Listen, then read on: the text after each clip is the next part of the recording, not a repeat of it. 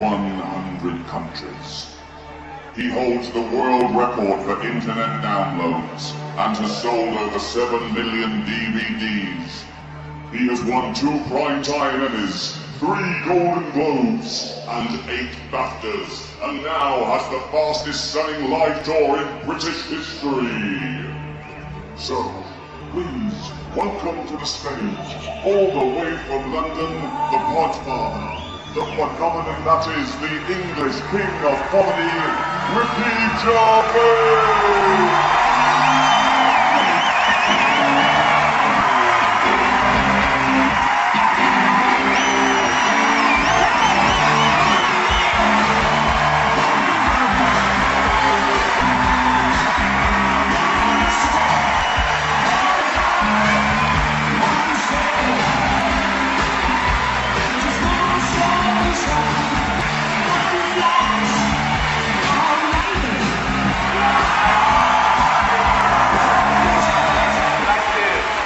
So much. Not so over the top, is it? Spent the entire budget on that. Just me and a microphone now. Look, not even a coat on. Unbelievable. Oh, it is fantastic to be here in the greatest city in the world. Thank you so much. Oh, this is my second night in New York. I did a few gigs in Los Angeles, but a lot of those we donated the money to the American Cancer Society, so this is better because I keep all the money. So, but we did raise thousands of dollars, or hundreds of pounds, whichever way. What's it like being a third world country? Oh dear. I know what you're thinking straight away. Ricky Gervais, are you still doing stuff for charity? Shut up. I don't. What? I do too much. No, I don't. What? How much did I raise for cancer alone last year? It doesn't matter. Why is it? What? Give us a ballpark figure. Millions. Millions. And they are welcome to it. But I will say this. If I ever get cancer myself, I'm going to walk into the nearest hospital and go, right, I paid for that machine. Get that little bald fucker off it. Talking of little bald fuckers, I did the teenage cancer gig last year. What? At the Royal Albert Hall. I'd done it before. I did it in 2006, but they called again last year. We're still ill. You lasted. No, it's a great gig, and the teenagers with cancer getting free and everything, that's the sort of guy I am. And they sit in the front row, oh, lucky little, and they get to come backstage afterwards and meet me. What a treat that is for them. So much better than going to Disney World, where the rides can make you sick if you're in that state. So meeting me, it's thumbs up. So, and I was doing the gig this last time, and I looked down, I recognised one of them. I thought, oh yeah, he came backstage 2 years ago. He was telling me about his illness, and I signed some stuff for him, and he said, oh, he just turned 18 and how hard it was. And I was thinking, well, that was 2 years ago, so now he must be 20. So how the fuck is he still a teenager? Lying little shit. He wasn't lying about the cancer, he was riddled with it. It hurt him to laugh, but he shouldn't.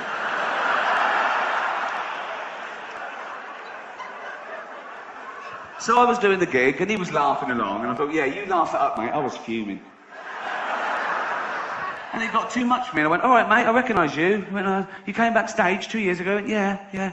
You said you're 18. He went, yeah, so you're 20 now. He went, yeah. I said, get out. And I called security, and he struggled, but he was weak. They'd worked out, you could tell. Although they had trouble getting hold of him to start with, but then they got him, and they pulled it. His drip nearly had someone's eye out. I went, get him out. The crowd started booing. I went, hear that? They don't want to see someone like you take the piss out of me. Off you go. Oh. Cheers, everyone. That's a big can, isn't it? I'm not showing off. I want you to know that is a big can and I'm not a dwarf. I did a big charity gig last year for autism. And like most people, my only experience of autism until recently was Dustin Hoffman's brilliant portrayal in Rain Man. But I've just got this new house in London, and the neighbours were coming round going, oh, yeah, hi, poking their noses in, basically. But I thought, you know, I'd be nice to them for now. When I get a big gate, they can fuck off. One couple, they've got an autistic son. And the mother was talking to me and said, oh, this is Douglas, he's 17, and he never goes out because he hasn't got any friends. So I thought, right, okay, this is where I can show him that, you know, I'm a rich, handsome man off the telly, but I've also got a heart of gold. And I said, oh, I'll take him out. I went, really? I went, yeah. So I went back on the Saturday, true, and she said, oh, he loves the zoo. And the zoo's only about a mile from my new house in Hampstead I live. And so I'm walking along the street with Douglas, okay, and he doesn't take his eyes off his mum all the way along the street like that. And his mum's in the doorway, and she's waving to him, and she's crying, right? Eventually she shuts the door and she goes indoors.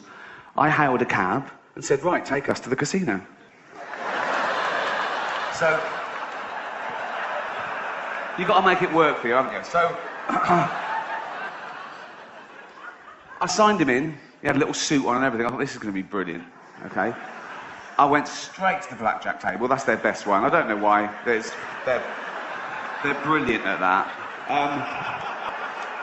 I went, okay, Dougie, you know the score. Bet 2 for good and 1 for bad. Do you understand? He went, yeah. I went, ooh. So I was betting. I was about £1,000 down in half an hour. And I went, sorry, hold on. Douglas, do that thing. Count the cards. Do that thing. Tell me when there's a good card coming. Tell me bet 2 for good. Do you understand? He went, yeah. So I was another £1,000 down. I thought, what sort of an autistic... So I was confused. I threw some toothpicks on the carpet. I said, how many? He went, I don't know. I said, the 7. I can see the 7 from here. Oh. Wow. Why did I get that one? So I took him back home and I said to the mother, there's been a mistake. He walks like Rain Man, but he's got none of that clever shit. I know he's wrong. But I don't want to talk about it, but I do an awful lot for charity. But I think some causes are more worthy than others. Joking aside, obviously cancer is a very worthy cause, autism's a very worthy cause. But I got asked to do a benefit gig recently for sufferers of obesity. What? She went, sufferers of obesity. I went, do you mean fat people? She went, no, because obesity is... Well, she actually went, no, because she was eating. She went, no, just, you know, between snacks, right? And she went, obesity is a disease. No, it's not, is it? You just like eating, don't you? No, it's not, is it? How is that a disease? Oh, I'm so fucking ill. I'm well ill. Oh. I said, what's the disease? She went, everything tastes good. Everything? Yeah. Not salads. It's not a disease, is it? Leprosy is a disease. Can you imagine Jesus in the temple? People shuffling up to him in bandages going, Jesus, my face is falling off. I can't stop now, there's a fat chick on her third pie. People say, they make excuses, don't they, fat people? They say, it's glandular. It's not glandular, it's greed, okay? It's big bones. Yeah, big bones covered in meat and gravy.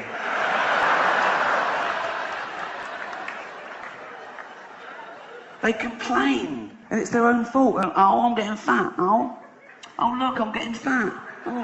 Oh, aeroplane seats.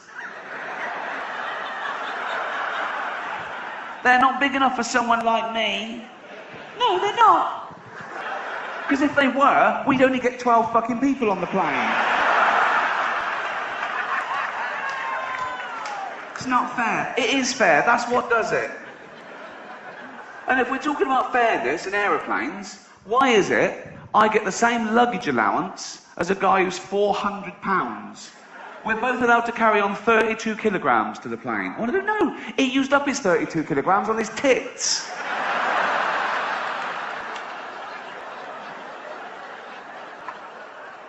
It's not a disease.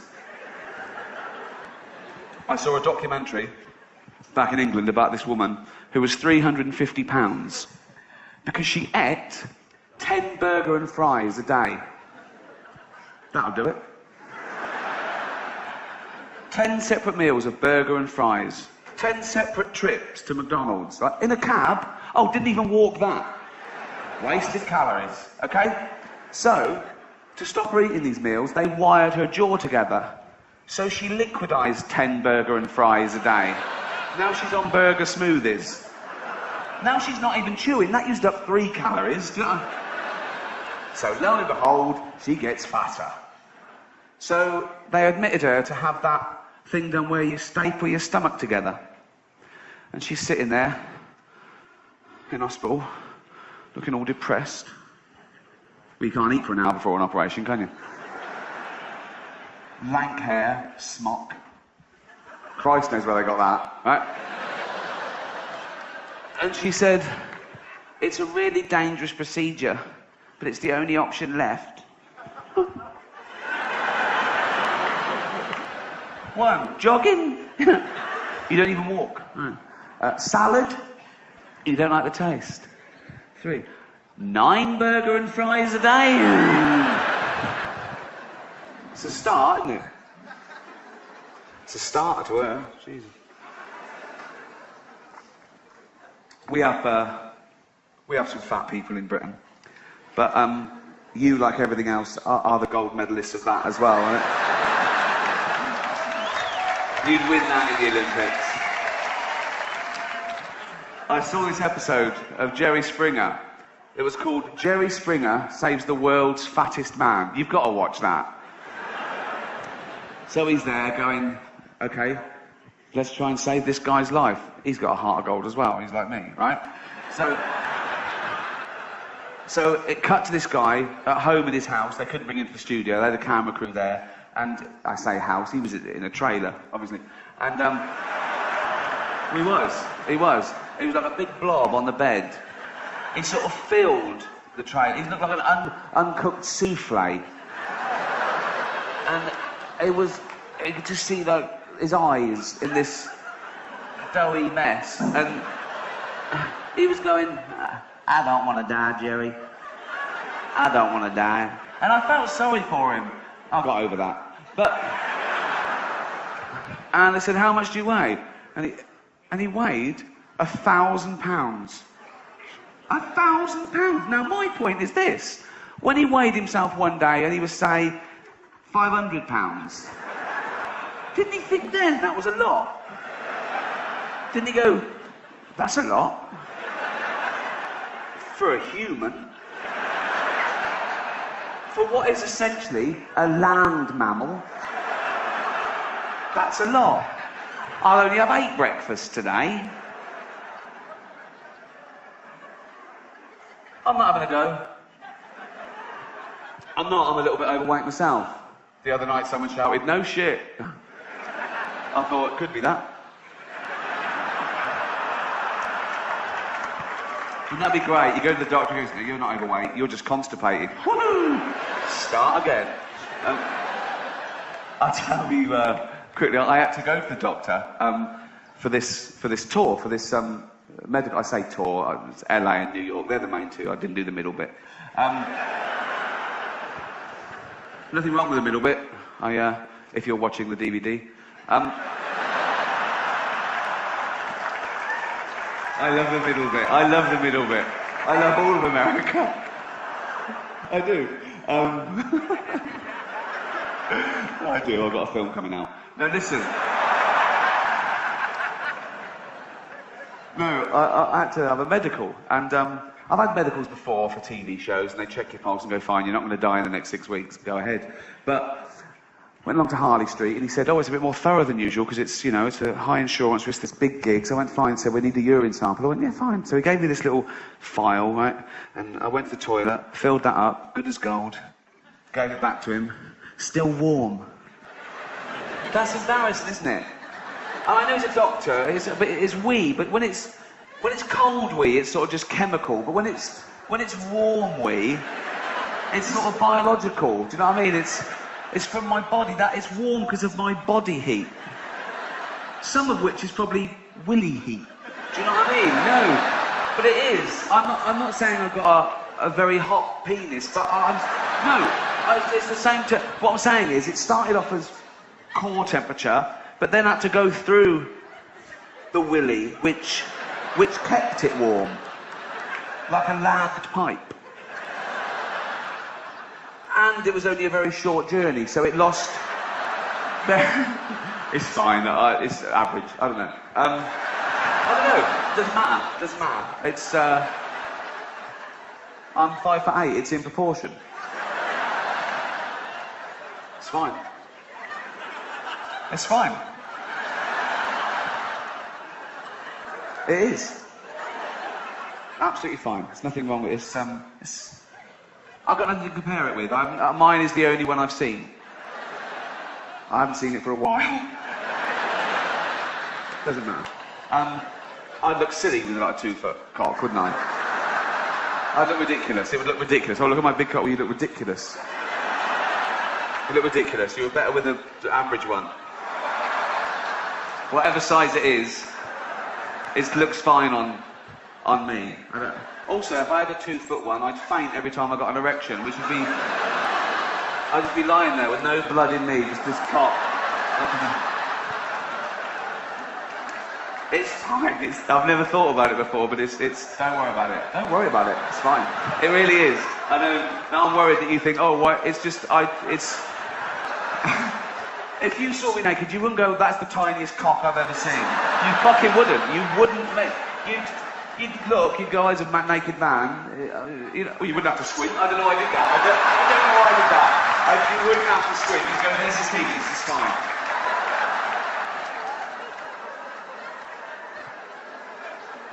Fine. And the doctor can't tell you because he's taken an oath, so you'll never find out. Okay. So I gave him the wee, okay, the hot willy wee, just from my bladder and average penis, and he went thanks, right? He's loving that. Anyway, so and then he went, can you strip down to your underpants? I went, okay. So I stripped down to my oh fucking hell. Someone's parrot's escaped. So he said, can you strip down to your underpants? I went, good as gold. Oh, the one day I wear white underpants. Big wet patch from the wee. Well, why did he warn me? Why did he say, be careful, I'll be checking your underpants in a minute? You don't check your underpants, do you? You do that, you put it away. Maybe that always happens, but I've never had a wee, then go out and go, better check my underpants. That's the first time I've ever had a post-wee view of... So I thought, oh, how embarrassing. He's checking the wee, and he's going to turn around any minute, and he's going to see... And he did, he saw it straight away. He sort of went like that and looked away. And I tried to hide it. I was one of those pairs that just to slit, and I tried to pull it over, but it pinged back, and he saw it. He had to touch it when he said cough. It was really embarrassing, okay? But why am I telling you? Oh, yeah. So, anyway, so that happened. I wet myself, basically, in front of a doctor. Okay. I went home, and I told my mate, I said, oh, what happened? And my mate said, you should have gone commando. Brilliant. Well, that would have been much less embarrassing, wouldn't it? So, according to him, I should go, oh no, I've wet myself, what can I do? Oh, I know, I'll take them off too. That's as dry as a bone, Doc. Should have gone commando. Do commandos not wear pants? Commanders must wear underpants, mustn't they? It wasn't.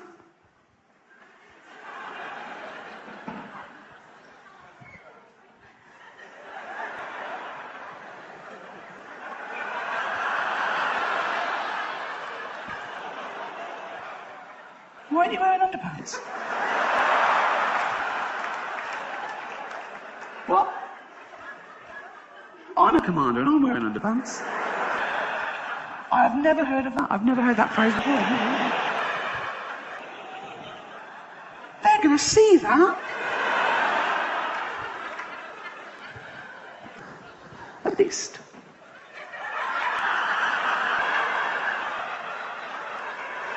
Oh, they're definitely going to see it now. There's barbed wire. You're going to lose that. Should have gone commando. Thank you.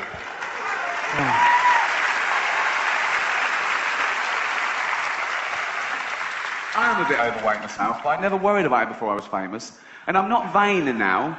It's that you read about yourself, and the papers, they need an adjective. They can't just say, Ricky Gervais, comedian. They say things like, Ricky Gervais, tubby comedian. What? Why say that? Why bring that into it? It's like, you can't get more specific than your entire name. You know what I mean? Who's going, Ricky Gervais? What does he do? Comedian. Ricky Gervais, comedian. Fat bloke. Oh, I know, yeah. One paper called me rotund comic. I'm not rotund, am I? There was a picture in the 2 English papers this weekend, okay? A paparazzi got me in Los Angeles, and I was just sort of standing like that, and it was in the Daily Mail and the News of the World, and they put a question underneath it, is Ricky pregnant? I've been referred to as a chubby funster. That's like a gay porn name, isn't it? Oh, here comes the chubby funster. I was jogging once, right, with my iPod on, yeah, looking good, right? Paparazzi got me, full page in the paper the next day, with a headline, iPodge. Cheeky bastards. Anyway, where was I? Oh yeah, all the charity work I do. I don't want to really talk about it, but I do. One of the first big charities I got involved with, years ago, was when I worked at the University of London, was the Terence Higgins Trust, which is the big AIDS charity in Britain. And it was sort of mid to late 80s, so people were still like, oh, what's this new thing called AIDS? What's this? Oh, it's gone from strength to strength now. It's doing very well. It's gone global. But got its own day and everything. 1st of December, World AIDS Day. I don't think it'll ever take off like Christmas, because it's got a wrong vibe about it. And the card companies have missed a trick. They're usually straight in for anything, aren't they? And you cannot get, sorry, you got AIDS cards. They don't exist. Or one that plays a little tune to cheer someone up, a little relevant tune. I don't know what a relevant tune would be, but I'm a 9-stone cowboy. It doesn't matter. But I won't do this in San Francisco. Because you had a bad gay. Oh, shut up. Shut up. No, but I learned a fascinating fact when working for the Terence Higgins Trust. People always learn stuff from my lectures. This is absolutely true. The first HIV virus was actually a combination of 2 separate viruses that joined in rhesus monkeys and made this rudimentary form of AIDS. And this was passed to chimpanzees. Sometimes chimps will get a bloodlust and eat a rhesus monkey, and it sort of evolved and mutated in chimps. And because we're 98.6% genetically identical to a chimpanzee, it was able to be passed to humans. And the first human contracted AIDS when he was chopping up chimp meat and he cut his finger, although that's the excuse I'd have given as well. You'd have to come up with something when you go to the doctor and you go, I feel terrible, doc. And he goes, well, I'm not surprised. You're the first human to contract AIDS. How would I got that? 2 ways. 1, you were fucking a chimp up the arse. Me? Fucking chimp up the arse.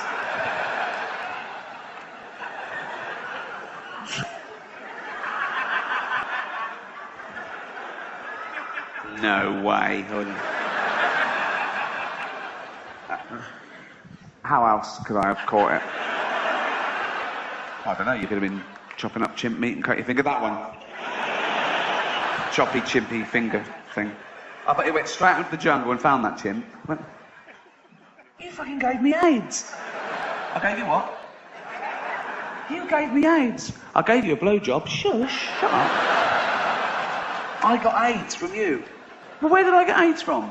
From eating monkeys. I don't eat monkeys. You're either eating them or fucking them. I was eating them.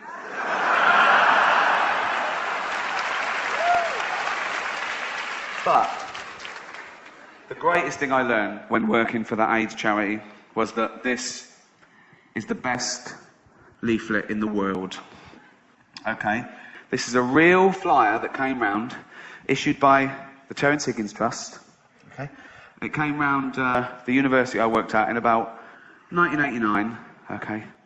And it was aimed at the last demographic of gay men who still weren't taking precautions. They treated HIV like an occupational hazard, and they were militant against the disease, but they wouldn't take precautions. So it's aimed at that last tiny demographic, so it's very hard-hitting. The front cover is a bunch of bananas with the word fuck. I don't know why, I don't... And it's basically a 10-point plan of health advice to not contract HIV. And this is the title of this flyer. You know it's going to be good when this is the title. Okay? Ready? You know, you don't always have to have anal sex. It's good to know, isn't it? Think of an old couple in a doctor's waiting room. Just looking through Reader's Digest, and she goes, oh, what's this? Oh. You know, you don't always have to have anal sex. See, I fucking told you. Okay, and it's basically 10 suggestions of alternatives to that little act. Okay? I'll just read some to you. Number 1. Okay, this is real. Okay. Number 1. Why not? Always starts the same. Why not? Okay. It's a soft sell. They're not pushing it on you, but... Okay. Number 1. Why not just jack each other off? Look at that. I've got the new flyer, Larry. What does it say? Well, let's have a look, shall we? Let's do one now. Okay. No more up the arse for us. Number 1. Why not just jack each other off? All right. Oh.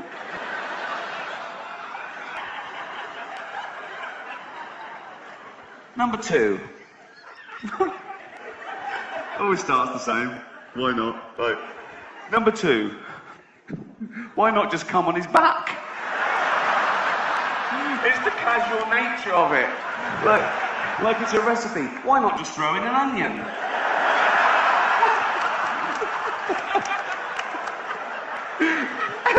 Imagine going to the doctor. Hi, doctor, I'm a gay man. I'm in a relationship, but I'm worried about the threat of HIV. Is there anything I can do? Just come on his back.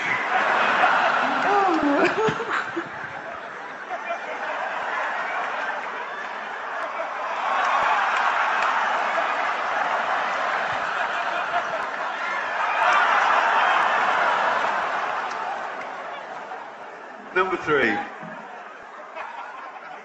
Number 3. Oh, so I used to read this out to everyone I met, and they'd be laughing at number 1 and 2. I'll get number 3, I go, ew. Number 3. Why not just come in his hair? Not the hair. Not the hair. On the back, sure. On the back, go on. On the back, go on the back. Where are you fucking aiming that? No. Not on the hair, no, there. There. I don't trust you, I'll put on a shower cap.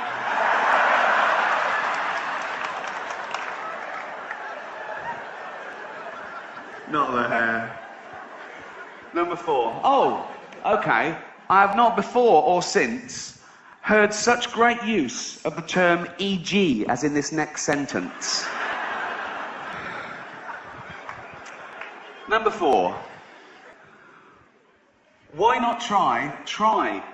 So, people can think this is really difficult. Like, just please have a go. Okay. This isn't brain surgery, this next one, but they put in try, okay? Why not... Why not try coming into some fruit? E.g. watermelon. Like, they put that out without that bit. If it were going, well, what fruit? Oh, not a pineapple. Fucking hell. Oh, no. Oh, what fruit? Just need to be specific. We thought arses were all right. They're not. What fruit? Watermelon. Thank you.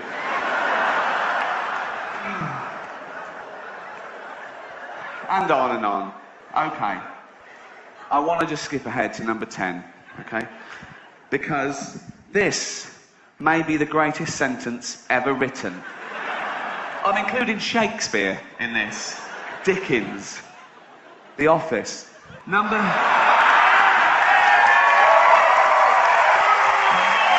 Thank you. Are you ready for this? Number 10, okay?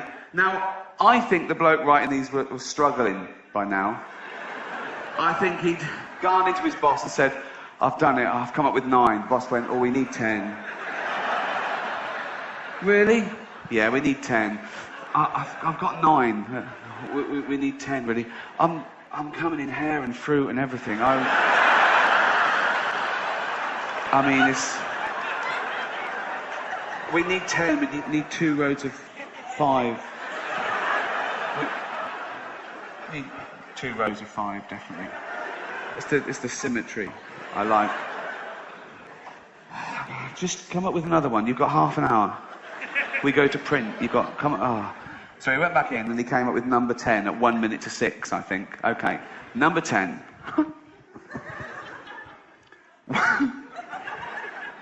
Still with a why not. Okay. Number 10. Absolutely real. Ready? Why not both come out of a window?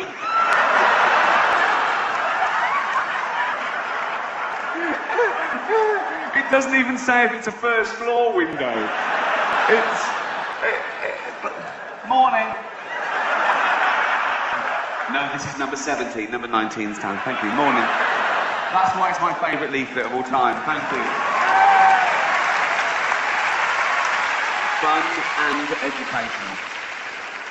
I am trying to educate myself more. I've reached that age where I need knowledge. I feel guilty about not knowing enough. You know, I had a good education, but I didn't make the most of it, I think. And I've even stopped watching trash TV. Now, when I'm at home, I watch hours and hours of Discovery Channel and History Channel. Hours. Discovery Channel, History Channel. Ask me anything about sharks and Nazis. Round of applause there for... They're not as bad as a lot of people make out. Sharks, I mean. Nazis, awful. Sharks, brilliant. Amazing creature, okay? It can hone in on a floundering fish, right? See the vibrations that it picks up through electrical impulses, through sensors in its flank. It doesn't need its eyes, but contrary to popular belief, their eyes are very good, okay? But it can smell and taste the slightest human secretion of blood and sweat, 1 part in a billion from a mile away. A shark would have found Anne Frank like that. Nazis, rubbish. I've been to her house. It's tiny. Every day they went in. Okay, let's move on. Sarge, can we look upstairs today? No, there's no one down here. Move on. Sarge, what's that tapping?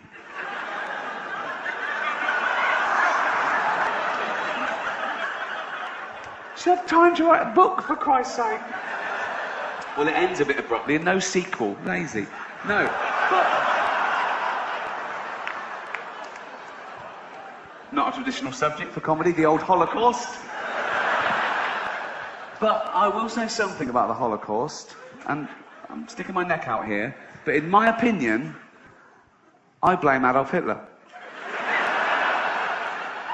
He was the ringleader. Old Adolf. That name's died out, hasn't it? He killed that dead, didn't he?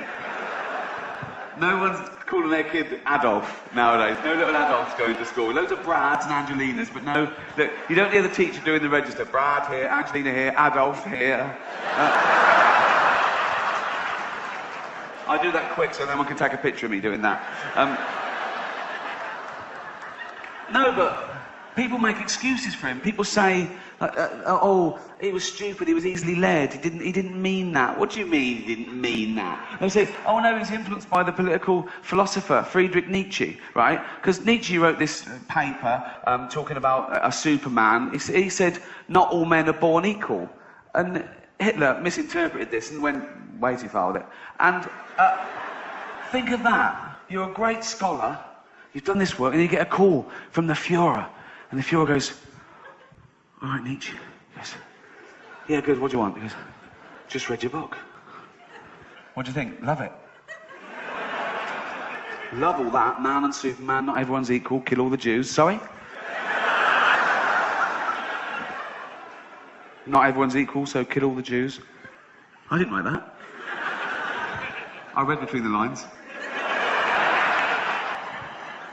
I didn't mean that. That's terrible. You haven't been killing.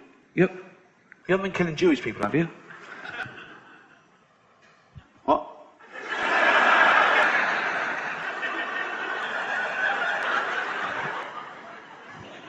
Have you been killing Jewish people? Yeah. Yeah. A little bit. A few. How many? 6 million. 6 million? That's all. I won't do any more. Leave it at 6. That's terrible. I won't do any more. Stay for dinner? Well, I will, but be careful in future. I will. Are you writing any other books? Well, I am, but I'm scared to tell you about it. I won't do anything. What's your new book called? My new book is called The Gypsies. Do we need them, Mum? Cheers. No, don't applaud that. We shouldn't talk about such things. It's not like we're in peace times now, is it? There's a little thing going on in a country called Iraq, which is not my favourite war. My favourite war is... oh, so many. They're good for different reasons.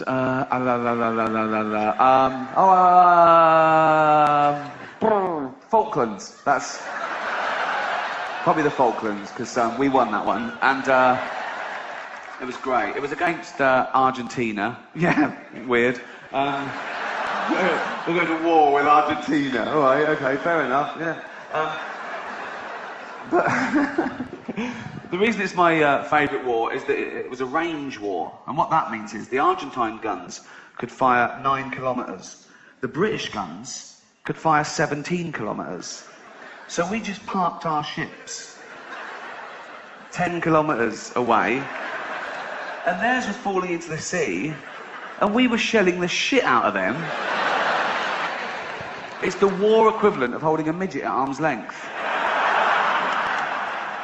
And he's flayed it, and you're just kicking him in the bollocks, like that.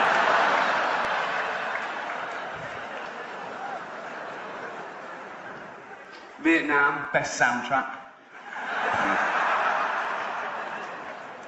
Second World War, best ending. That had to be the end. That was a great finale. You couldn't follow that, could you?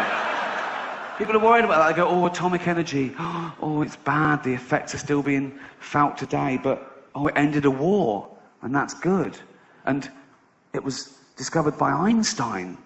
And he's a genius. And in his 1903 paper, he said that light could be described as discrete bundles of energies that when irradiated onto an unstable... What maniac thinks like that? Really?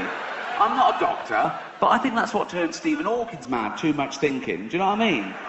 The universe is expanding. Of course it is, Stephen. Yeah, of course it is, yeah. Jeez, take a day off, go for a walk, not a walk, but I mean, just... open a window, watch a bit of TV. Robot Wars is on, you love that, don't you? Greatest mind on the planet. People say, oh, we should never go at Stephen Hawking. Oh, he's a genius. He's not a genius, he's pretentious. Born in Oxford and talks with that fake American accent.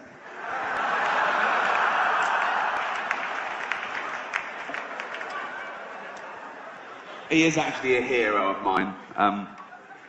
Not my greatest hero. My greatest hero is Nelson Mandela. What a man, isn't he? He's an incredible man. Incarcerated for 25 years. He was released in 1990. He's been out about 18 years now. And he hasn't reoffended. I think he's going straight. Which shows you prison does work.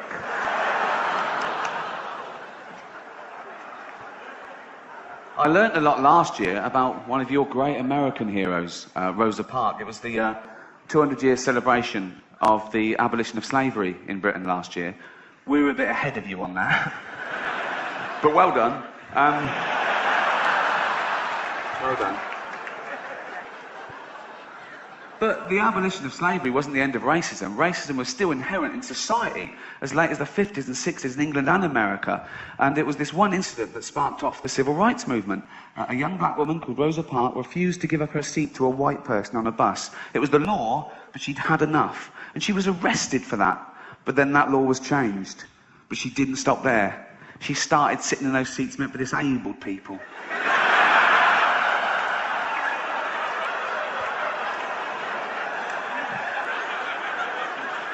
She talked to the driver when the bus was in motion.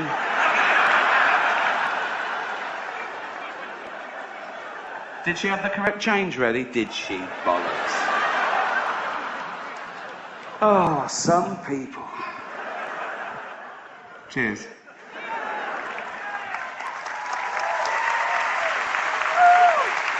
I'm not a political comedian. I used to be quite political. Growing up, that 15, 16-year-old becoming aware, and, well, you did it to annoy your parents, obviously, but I think we're inundated with politics from an early age. I think everything is charged with politics and morality and the way to live. It's in everything, fables, nursery rhymes, little sayings. I remember, I must have been as young as 6, when we used to have an assembly at school, an infant school. We'd all come in every Monday and sit down on the floor, cross-legged, and our deputy headmaster used to come and tell us a story. And it always had a moral that we were meant to think about, and this would make us into leaders of men, character building. And he used to take ages over it, and he loved it. It was his best day, you know. And I remember he told us about the 2 mice, the lazy mouse and the industrious mouse. And it was summer, and these 2 little mice were out in the woods. The sun was out, the streams were babbling, there was flowers, there were berries, there were nuts, there was, and Lazy Mouse, he'd just be running around in the sun, having a bite from a berry, throwing the rest away. There was loads, it was never going to run out. Industrious Mouse, he'd have a berry, sure, but he'd eat it all, and he'd put one away for a colder season. He knew. Lazy Mouse, he'd be fucking running about sunbathing, eating about chewing out, throwing the rest away. Industrious Mouse went, oh, be careful, Lazy Mouse, because come winter, oh, fuck off, you square.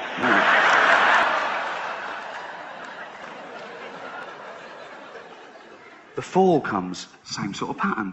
The last of the berries, he's chewing there, throwing the rest away, he's just like chilling out, he's kicking through the leaves.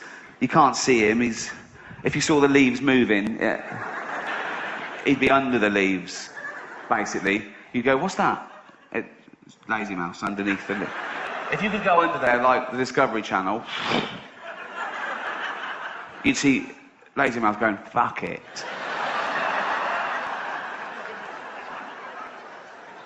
Industrious Mouse, he'd be freeze-drying loads of berries, he'd be chopping wood, and he made an axe to chop the wood out of a little twig and a sliver of flint, which he tied on with a horsehair, thus enabling him to chop and stockpile fuel. So, winter comes, different pattern. The ground's hard. There's nothing. There's no fruit. There's no berries. There's no nuts. There's nothing at all on the trees. He can't find anything, and he's starving, and he's freezing, and he's losing his body weight. And of course, industrious mouse. Now he's in his cottage that he built somehow. Roaring log fire, just sitting there, rocking on a pebble. Knock at the door. Who's that? Obvious, isn't it? So he goes over to the door. He opens the door. It's Lazy Mouse. And he goes, "What do you want?" He goes, "I'm cold and I'm hungry. I can't find any food and I think I'm going to die." And he goes, "Well, I did warn you, didn't I?" He goes, "Yeah." He goes, "Never mind. Come in here and share with me." Where's the moral there? Fuck around, do what you want, and then scrounge up a do-gooder. That's a terrible moral for children, isn't it? Awful. He told us the one about the boy who cried wolf. Have you heard that? Well, I'm going to tell you again. Boy, in the Bible, I don't know. I haven't got a specific year, have I? Right? Boy, looking after the sheep for the villagers. That's his job. Look after those sheep, boy. You go, all right, yeah. But he gets a bit bored. Probably gets a bit sleepy if he's counting them. Right? And he thinks, "Oh, I'll have a laugh here." He goes, "Wolf! Wolf!" And the villagers come up and they go, "Where's the wolf?" He goes, "There's no wolf." They go, "Oh, you go." So the next day, he gets bored again. He thinks, that worked a treat. He's got very little imagination. He goes, "I'll do that again." Okay? So he goes, "Wolf! Wolf! Where's the wolf?" "There's no wolf." "Oh, you can't." So the next day, he's sitting there. There really is a wolf. And the wolf comes up and he goes, "Wolf! Wolf! Wolf! Wolf!" But the villagers don't come.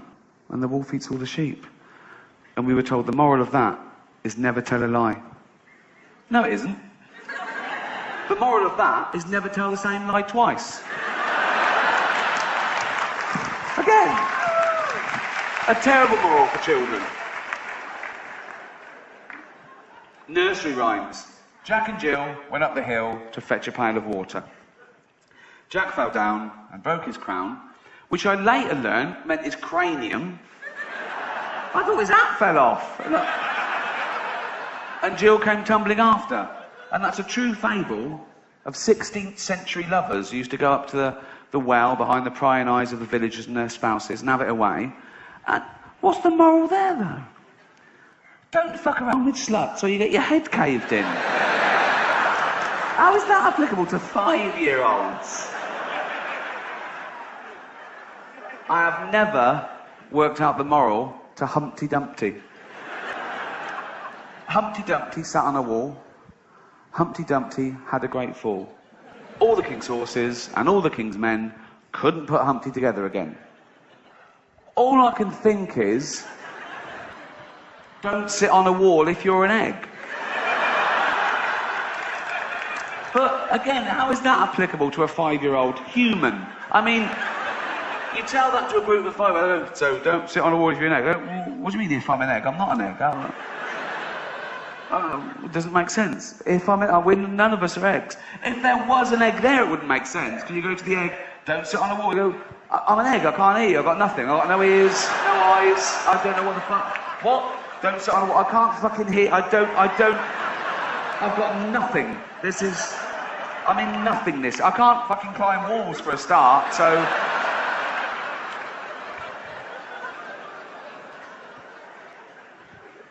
Don't send horses to perform medical procedures.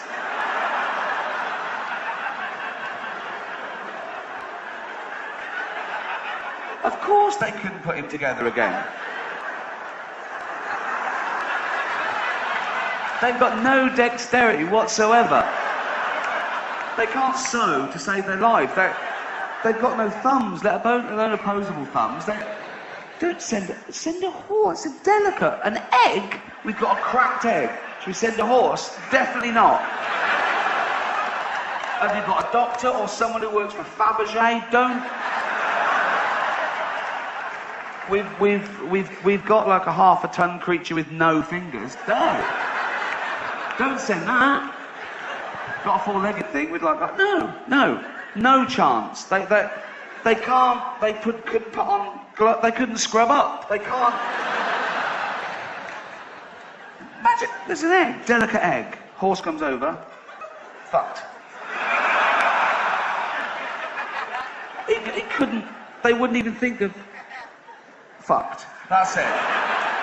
They wouldn't even see it. They go over there. What? Fucked. That's it. Wouldn't even. You couldn't explain it to it. Don't send. It's ridiculous. If I had to design the perfect egg-crushing device, it would be a hoof. I need this. As a cracked egg, I need it crushing completely. Hoof. The hoof's great. Don't send a. It doesn't matter whether they're the king's horses or not. Certainly don't send all of them. That's going to be chaos.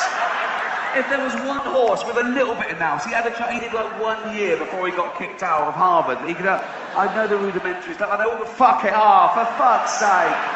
Don't go there fucking all over it. Fucked. He's definitely fucked now. What if we were invaded by France that day? And bloke comes running up the hill and goes, are you in charge of all the king's horses? All the king's men? Yep. French are coming. What? The French are coming. Where are all the king's horses? I sent them to mend an egg. You don't be guns. What do you mean you sent them to mend a fucking egg?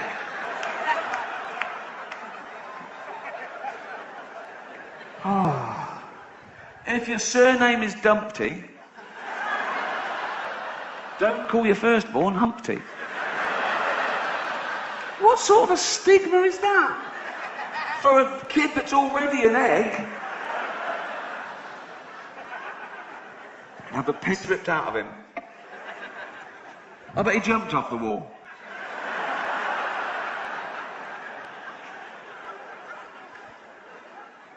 But I don't think you learn things from that. I don't think you learn things like that sneaky way through things like that, teachers and parents. I think your formative years are your peers. That's what you want to be like when you're in adolescence. You want to be like, you know, the cool boy or the older boy.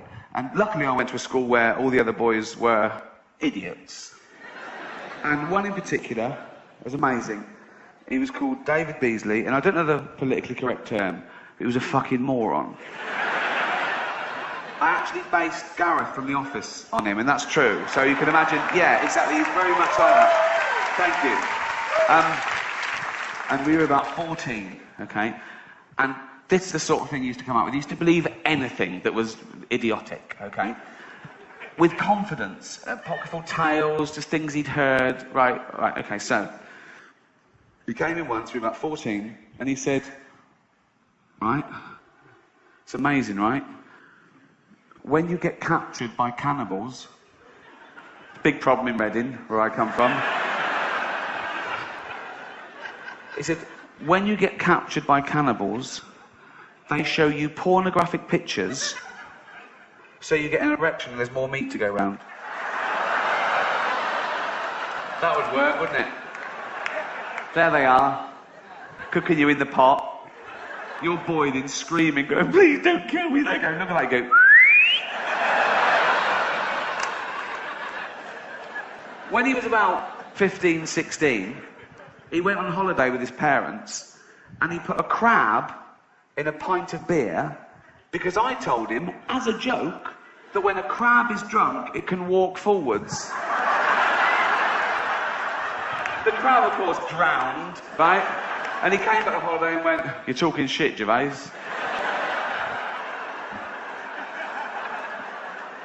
Unbelievable. This is what he confessed to us once. I remember we were in biology class, and it was before the lesson, and he came in, and he went, oh, I've got to tell you this, right? He didn't. When you hear the story, you realise he didn't have to tell us this. He said, I was masturbating last night. Go on.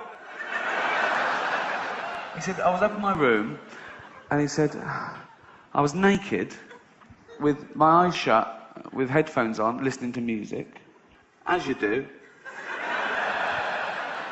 Sting. No. I don't know why I said that. I don't know why I said that. I've never masturbated to Sting in my life. Let's nip that one in the bud.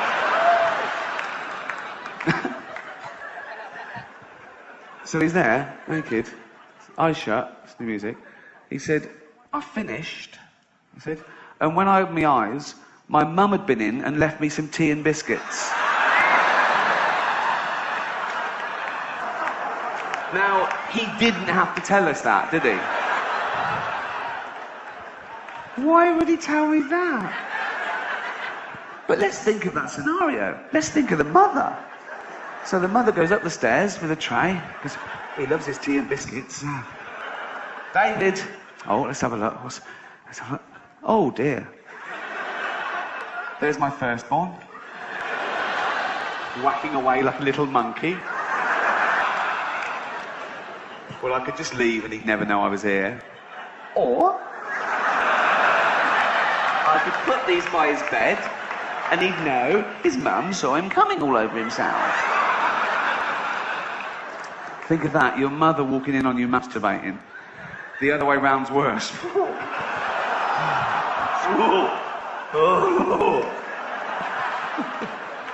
Mum, shut the door.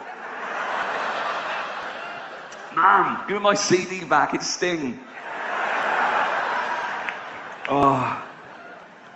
He told us a very funny story that didn't involve him, actually. It was true, because it made the local paper. It was about this guy. We were about 14, 15, so this was like amazing news to us. And this other guy was an older boy, I think he was like 17. And it was a bit of a scandal, because he got prosecuted for lewd behaviour.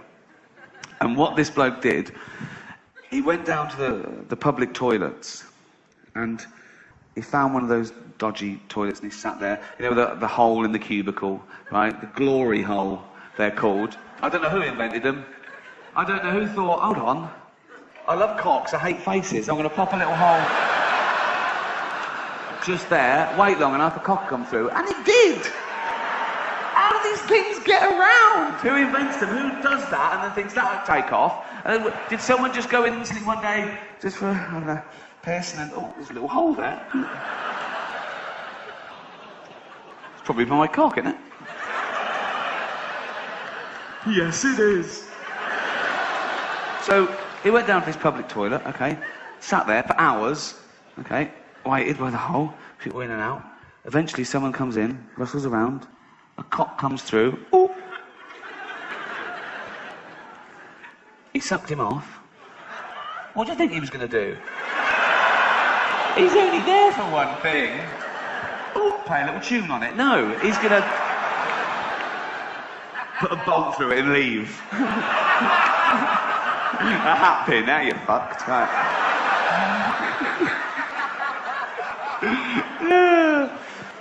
So he sucked him off, and when they went outside, it was his dad.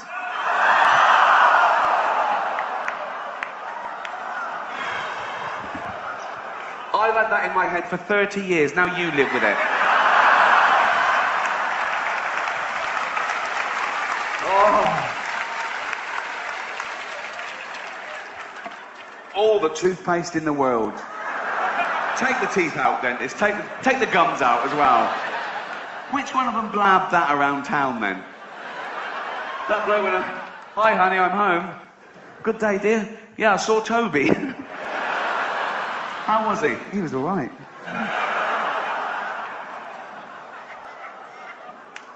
I will tell you one story before I go.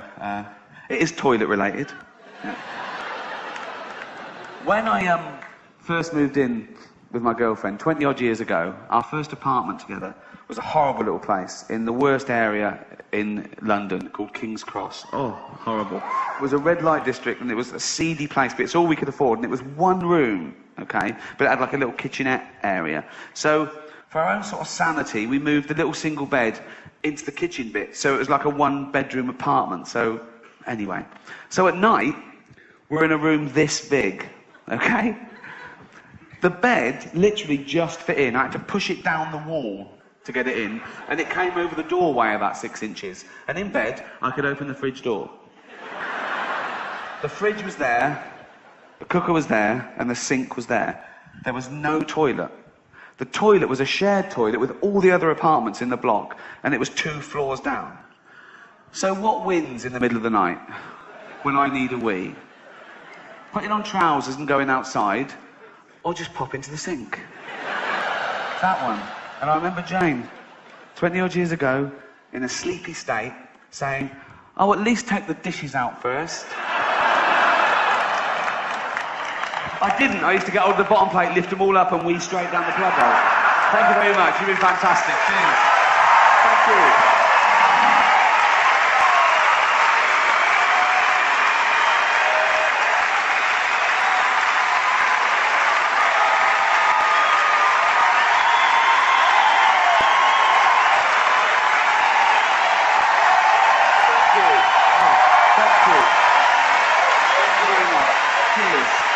Thank you. Thanks. Thank you. You don't get encores in other professions, do you? If you're a builder, you do a great job, and you go, cheers. You go, come back. And, what? Come back. All right. It's a good job I left a bit. I was talking earlier about trying to educate myself, and that is true. And I think, you know, the internet is probably the greatest resource of information the world has ever seen. It's amazing. And online encyclopedias that you can go into and change. You can't do that in a library, can you, really? You can't just get down an encyclopedia and go, "What are you doing, mate?" "Just changing a bit." Fuck off. There's loads of websites just clogging up the internet by people that are doing websites about themselves. It's like, "My name is Rupert, this is my cat, I like The Cure." Who gives a fuck?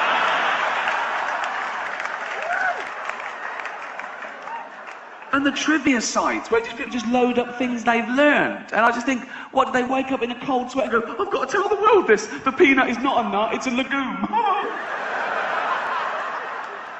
But my favourite are the animal facts. The animal facts are just, I think, incredible. This is from a website called Deb and Jen's World of Knowledge, okay? And I want you to think about the people who put this up, okay? They're not just the fact, but who did it and why they did it. What were they thinking, okay?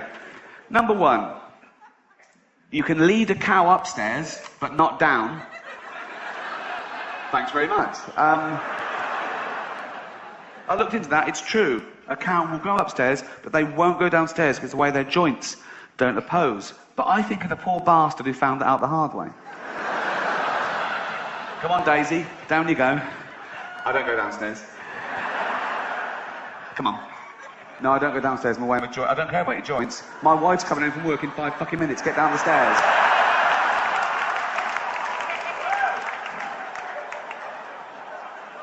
You thought, yeah, I've got to tell other people about this. Number 2, stroking a spider can cause it to go bald. Thanks. 1, what sort of maniac goes around stroking spiders? Dracula's assistant, I don't know. 2, is that a problem in the arachnid world, premature balding? Do they worry about that much? I thought they'd be loving it, wouldn't they, being a skinhead? They're so fucking hard. Got all the legs, all the eyes, the teeth. Fuck it, I'm bored, who cares? Adds to it, I like it more. But no, apparently it's a big problem. You stroke a little spider, he goes, "Oh, fucking hell." He runs back to the web, and all the other spiders go, "What are you wearing a baseball cap for?" Fashion.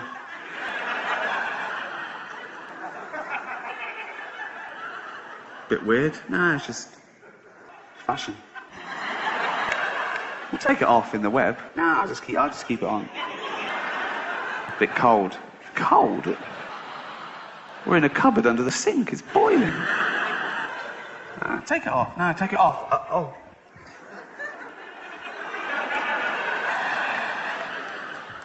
Have you been letting a human stroke you? Leave this fucking web. Number 3. Polar bears will sometimes cover their black nose during a hunt to camouflage themselves more completely. It's a good idea, isn't it? Because part of the old nose are perfectly camouflaged. They're white, the snow's white. So they're sneaking up on a little Arctic hare. And they get there, and the Arctic hare, he turns round. The polar bear goes...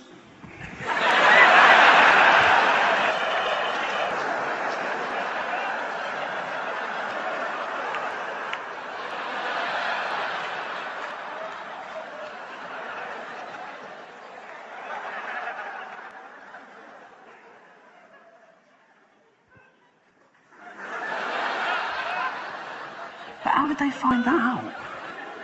Because that's behavioural. All the polar bears sitting round one night going, I'm starving. Every time I sneak up on a little hare, he looks round and he hops off. It's like he can see me. I can't work it out. Little voice, little hare goes, I can tell you. Can you see us? Well, I can see where you are and how many there are of you. Really? How? You'll kick yourself.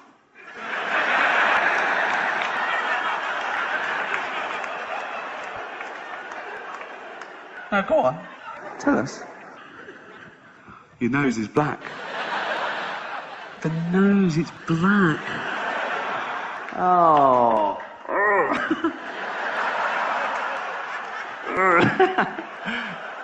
Cheers. Can you see us now? No? Thank you. My favourite fact. Okay. Number 4. Montana mountain goats will sometimes butt heads so hard that their hooves fall off. Can that be true? That's amazing. So there's 2 there. They're looking at a female goat. One goes, I like her. And the other goes, yeah, I'm probably going to mate with her. Well, no, I saw her first. That's not how it works. How does it work? We have to run at each other really hard and crack heads. Is that safe? Oh, yeah. Okay, go. Oh!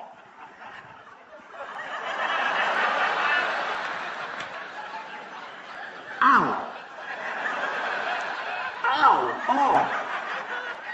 Look! Yeah. Yours all right? Yeah. I grip on impact.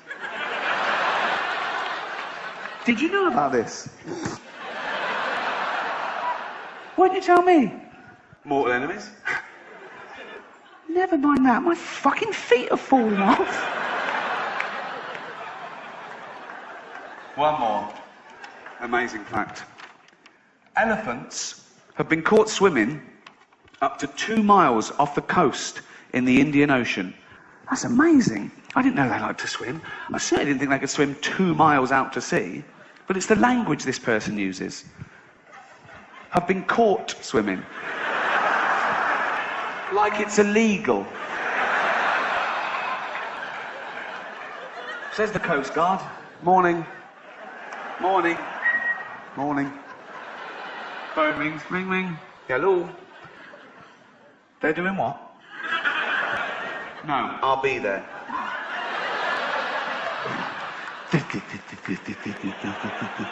That's me in a little boat. I'm not jacking a bloke off behind me.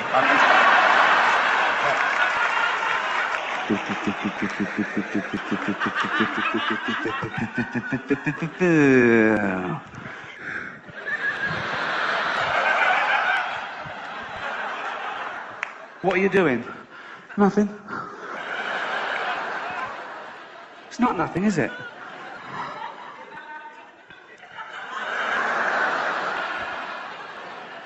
What's that?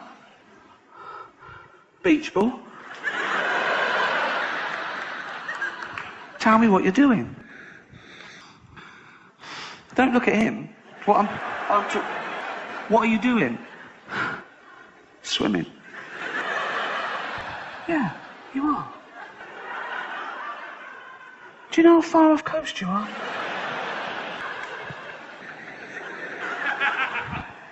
2 miles. Is it? Yes, it is. Yes, it is. You know you're not meant to do this, don't you?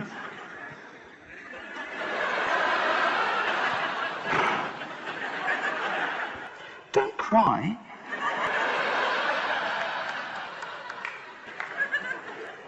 But if you know you're not meant to do it, I've told you loads of times, why are you doing it again?